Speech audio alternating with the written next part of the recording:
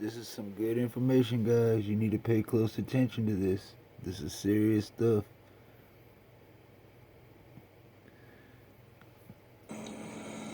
What is the phrase driver's license? If you had one, you would not need to sign the document.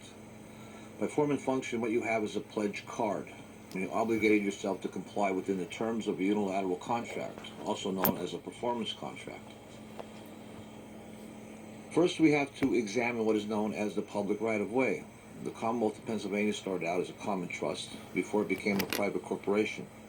When functioning as a trust, a contract was made to set aside land for public use, such as the roads, and no permits or licenses were required, since freemen didn't need permission to trespass on such designated property. Rather, words such as egress, regress, or migrate on land that they held a rightful claim.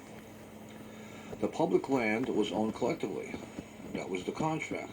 It was a shared space or common usage owned by the public and was to be guarded by the trustees. For example, if game was to be harvested from public lands for resale, at one time when trapping was popular, then a license was needed. Otherwise, if a man needed to feed his family, he had a natural right to hunt or fish on public lands to reap the dividends of the trust.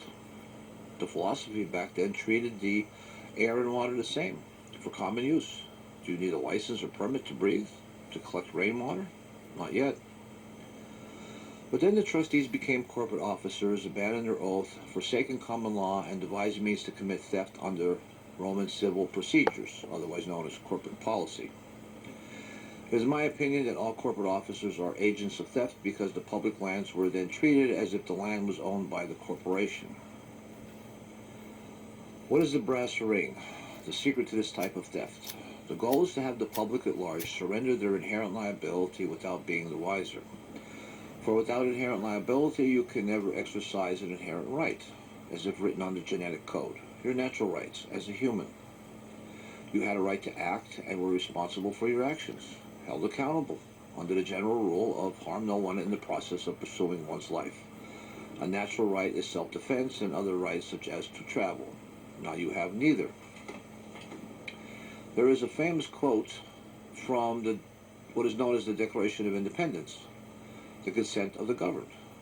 The elected trustees, turned bureaucrats, then mutated themselves into corporate officers, found a weakness in the word consent and bastardized it so that the people would consent to waive their rights, done so by the allure of leisure, convenience, and security. To sidestep a moment, only a human performing in honor, conducting themselves responsibly, can possess inherent liability. Anyone under the age of accountability, the age of consent, usually 18 years of age, cannot exercise inherent liability. An honorable man would never flee the scene of an accident and would accept liability if in fault for injury or damage handled in a civil case if the claim was disputed. If dishonor was deliberate, such as an assault, that would be a criminal matter. In the corporate world, no one is to be trusted and all are declared dishonorable by default. You've heard the phrase, to break the law. To break the law is an act of dishonor, or if accused, that is when an honorable individual is tainted with dishonor. The phrase innocent until proven guilty actually meant one in honor until proven dishonorable. In circa 1903, the Commonwealth played a hand of poker and declared all roads a threat to public safety, thereby under the doctrine of necessity, the laws of war, and such emergencies, the contract in regards to the public right-of-way was suspended. The roads were declared hostile, plagued by dangerous vehicles operated by reckless motorists. No mention was made that the roads themselves were a danger, and had been for centuries. Traveling is a risk venture. Such a declaration of martial law can only be valid temporarily and could be challenged as unconstitutional if extended for a long period. To justify the roads being a threat to public safety, in circa 1903, all vehicles were pre-adjudicated dangerous and all motorists as reckless by default. Concerning motorists, they were declared dishonorable, those who were predetermined derelict in their inherent liability. It would be like the Commonwealth had said that all males, either Italians or Mexicans, for example, are wife-beaters or drug addicts. This form of pre-crime, not by making an individual determination on a case-by-case basis, but rather casting all into a single group, all guilty by association. When martial law was declared upon the roads in regards to the public right-of-way, both the vehicles and the motorists became contraband, not allowed to trespass without first being registered, licensed, and issued a tax stamp known as a license plate. The word tax only applies to contraband. If something is taxed, then that means it was declared contraband in some way, because the word contraband is the magic word, like a rubber stamp. It means to collect revenue. After all, a tax is a tool to commit legalized theft, taking something from you, your property, under the threat of violence, such as the portions of your earnings each week. Before whiskey or tobacco could be taxed, it first had to be declared contraband. After taxes are paid, the bottle of whiskey or pack of cigarettes became licensed and or legal contraband. Did you know that the vehicle code was originally designed for occupied territory? It is a rule book on how to collect revenue from things declared contraband, such as whiskey and tobacco, and even vehicles were cast into this definition. The Department of Revenue had specialty divisions to collect such revenue from each item marked contraband. Because of your ignorance, never being told about your inherent liability, your birthright, that such a thing even existed, when you made an application to receive a license asking permission to enter the default class of reckless motorists, without first challenging the pre-adjudication in court, you accepted the conditions, waiving your right of dispute, and then, by implied consent, pleaded guilty to the criminal charge of recklessness. The roads were placed in a perpetual condition of martial law, one application at a time. Yes, the phrase martial law was branded upon your copy of inherent liability by the act to make application. This was a slick move, for the dumb and stupid peasants placed themselves in bondage and waived their constitutional protections. Did you know that if there were 1 million motorists in Pennsylvania who held a driver's license, then there would be 1 million vehicle codes? The unique license identification number is your unilateral contract number. Unlike a union bilateral contract, when representatives on both sides sign on behalf of the affected parties. Remember that any right or benefit can be waived, knowingly or otherwise, often by implied consent. Any section of the Pennsylvania Constitution, especially sections 1 and 2, that protected your inherent rights, well, you agreed to waive them and agreed to exist by privileges. And you did so by surrendering your status as a human and became a person. That's why, now existing not as a human but as a person, you need a license or permit to have a firearm, to work on your house, and so on. The reason for this treachery is quite simple to comprehend. Inherent liability cannot be taxed nor regulated, but assigned liability allows the corporation to rake in kilos of that green leafy substance, cash, often to feed its own interests. Humans are seen as a crop to be harvested, a renewable resource, no different than livestock. Because of the fact that you snitched on yourself and pleaded guilty, the sentence was suspended. Now, as a confessed criminal, you had to forfeit inherent liability, thus by your own act relinquished your inherent right to travel. Then the Commonwealth assigned liability back to you under statutory regulations which granted you a privilege to trespass upon corporate property. By form and function, your driver's license is a parole card with your mugshot. After 1919, the word license is a blatant lie. If it were a license, your signature would not be needed to activate it.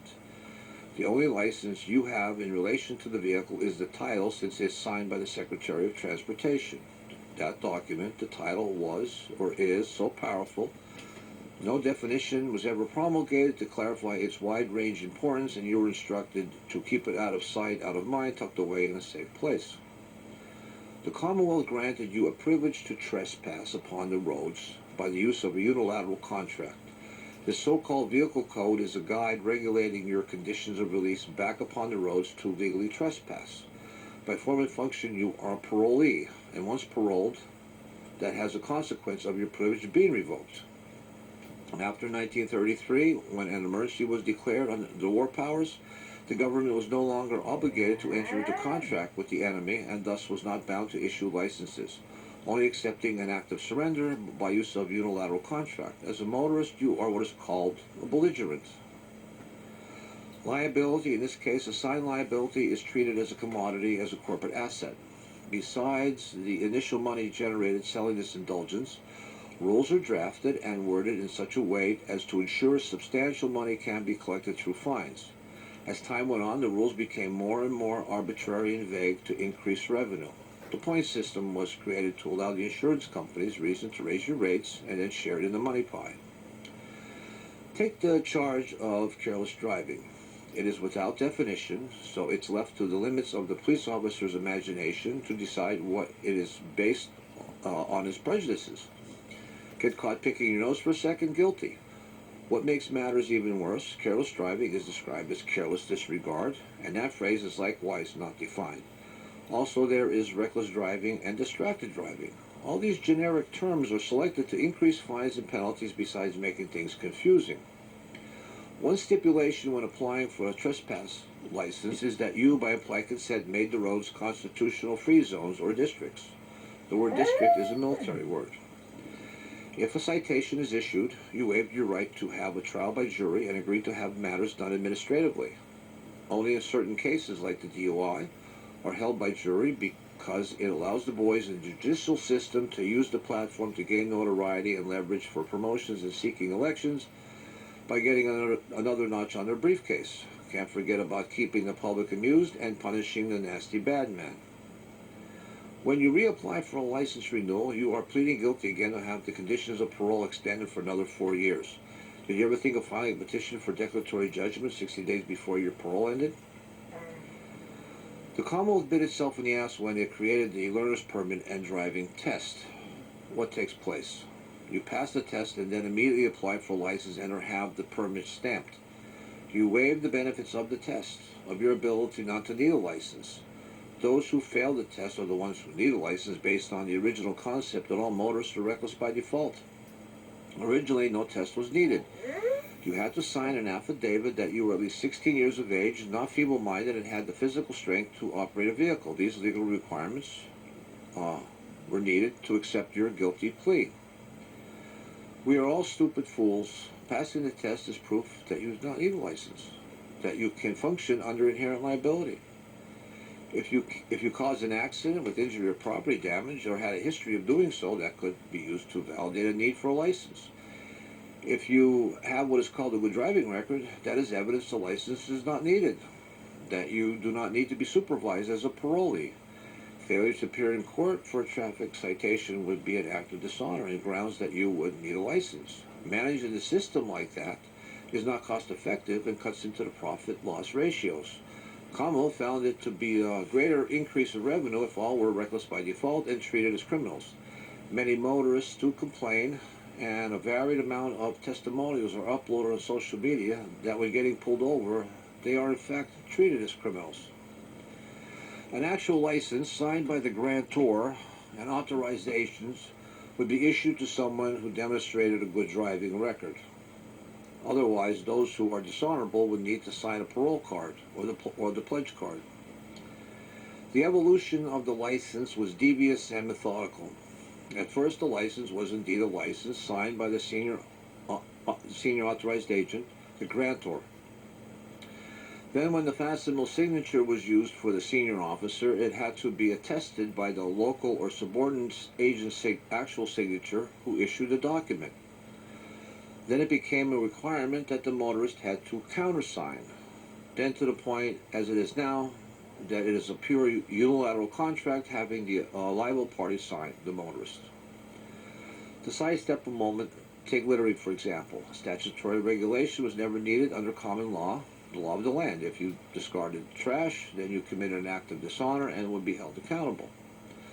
But as for littering, since the roads are governed by the law of the sea, by your consent of maritime admiralty law, transport and commerce, now under unilateral contract, as one deemed dishonorable, you signed an extra stipulation on your driver's license not to litter.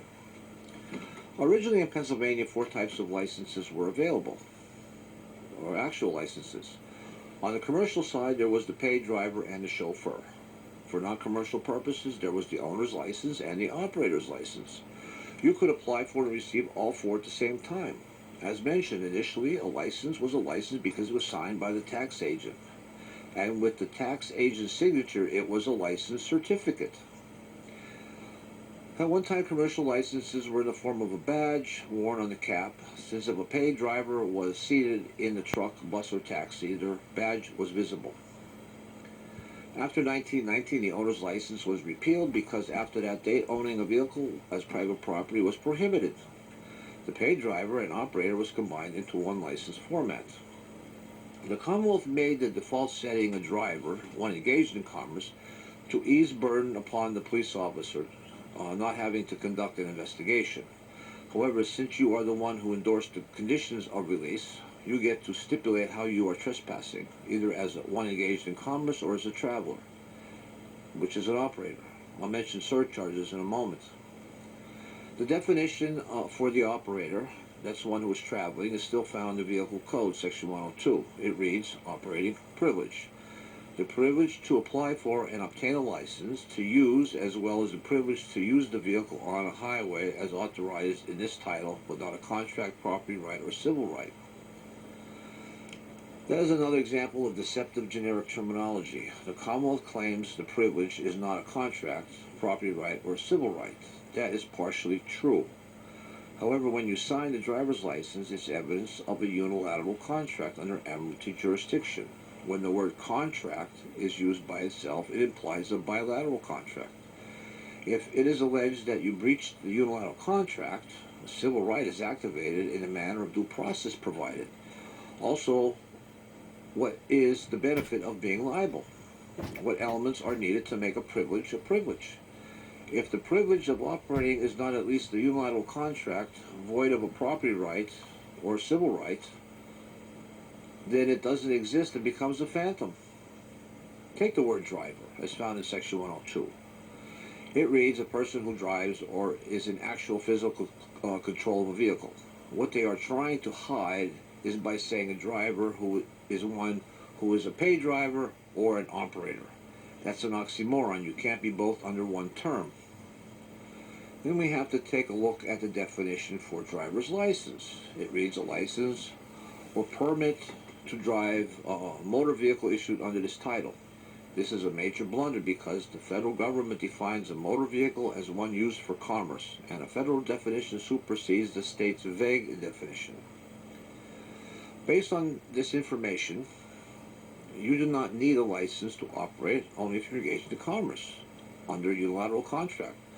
When getting pulled over by a police officer, you admit being a driver by not declaring otherwise. The subtle nuances of the game. After 1919, you were upgraded from reckless to a thief, and by 1933, you were upgraded again to an enemy of the United States corporation. Under the Trading with the Enemy Act of 1917, that was expanded in 1933 and reaffirmed in 1972, and is still in force today. The emergency war powers. You can invoke federal jurisdiction and outslick the slicksters. You may not have a civil right under the Commonwealth, but as an enemy of the United States, you have rights under federal law. The P in police stands for pillage and or piracy. For example, after being pulled over, if an officer asks for your driver's license and you do not declare your status, that being only a traveler operating a non-commercial vehicle, then the officer can assume you are engaged in commerce and attach surcharges to the citation. He has no affirmative duty to inform you there is a choice. He is there to maximize the amount of money he can grab out of your wallet. He can exploit your ignorance. A police officer is not a public servant. He is a corporate officer, and you are the servant to the new feudal corporate world order because you agreed by implied consent. Speaking of inherent liability, the easiest way for the government to have you surrender this birthright was to provide you with leisure and convenience, to have you raised as a dependent, marginally educated, and institutionalized, then treating you as an adolescent in wardship. Exercising inherent rights is too hard and too difficult. Who wants to grow their own food, or make their own clothes, or bake their own bread? We are junkies hooked on leisure and convenience. You live as farm animals, getting fed from the corporate handlers. A cow doesn't worry if the fence needs mending or if the barn needs a new coat of paint. The cow has leisure and convenience and will be harvested as payment. This deception in regards to inherent liability has been perfected centuries ago in Europe, known as the Roman Trust Agreement formula. It made the Vatican Corporation wealthy beyond belief, amassing billions of dollars in hard currency, in gold and silver. Using religious terminology, inherent liability was known as one's soul. According to the Roman theory, the soul was too precious to let you worry about it. So you agreed to let the bureaucrats, the priests, manage it for you as its trustee. Then they passed an edict making it mandatory that you surrendered your soul over to the Vatican Corporation.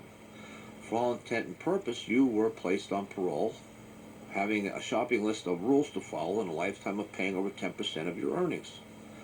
The Vatican doesn't tell you about inherent liability. They tell you about the original sin when your soul is to be placed in trust and held for ransom. If all are sinners, then all are dishonorable by default.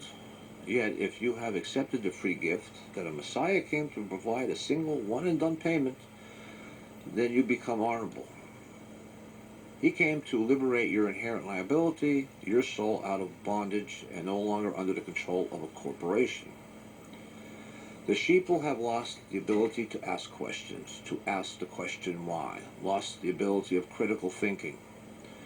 Write a letter to Harrisburg and ask why you needed to apply for a license in the first place. Oh, for safety? That might sound logical, but where is that written? They will divert your attention away from the actual vehicle code and send you pamphlets in comic book format for you to read. And if you attempt to read the vehicle code at face value, it was published as a decoy to what was really going on. When you boil it all down, it's a scam contrived by a small group of humans to exploit all the rest of the humans. That you need to ask another human who is your equal for permission to live. That is why they are the ones well off and you are not so well off. If you needed a driver's license, the only one you need is called the insurance card. If you can't drive or operate a vehicle without insurance, then you don't need any other paperwork. There is too much redundancy for extra cash. Mandatory insurance made the mandatory driver's license moot. It's time to put away the video games and stop worrying about who will win the next football game. You let the system screw you over and even purchase the grease used. A vehicle, after being registered, can still be dangerous. A motorist, after receiving a license, can still be reckless. The idea of registration did not make the road safer. It only filled the pockets of the corporate officers. Take time to read the preamble of the Pennsylvania Constitution, a document that was written by those who were trying to protect humans from the European nobles, the executives of the corporation known back then as feudalism. For all intent and purpose, the preamble was the expletive-omitted screw you clause, written with the extended middle finger thrust into the face of all the agents of corporate fiction that raped Europe and had the peasants in bondage for centuries. It was a statement made to the king and to the other pious men who wear fancy costumes with titles of nobility, including their respective entourages, the bankers, merchants, lawyers, the priests, telling them to go and pound sand, saying in effect that we don't need you nor want you. We claim a right to lay hands on ourselves and ordain a corporate-free lifestyle without the need of the likes of you. If you're uncomfortable with the God word, then Mother Nature granted us the right, not needing to grovel at the feet of a corporation called Mother to pay for a license or privilege. But since childhood, you have embraced the corporatization of society and have known no other way of existence, existing as social inmates. You no longer consider yourself a man or a woman, a human, a member of the species. You call yourself a citizen, a person, an employee. All fancy synonyms for the word slave, otherwise known as a debtor, measuring success by a credit score and how much you are in debt. When all of this was taking place, the average motorist did not discover this treachery or even notice what was happening because there were too many distractions, such as a few wars and a major economic depression. Mixed in was seeking ever more and more doses of leisure and convenience. So, what is a driver's license? Before the Civil War, a slave needed a license to drive a team of mules or horses. A disclaimer. Since the roads are a shared space, the need for rules is a no-brainer. Everyone has a desire to travel and come home to stay, safe and sound.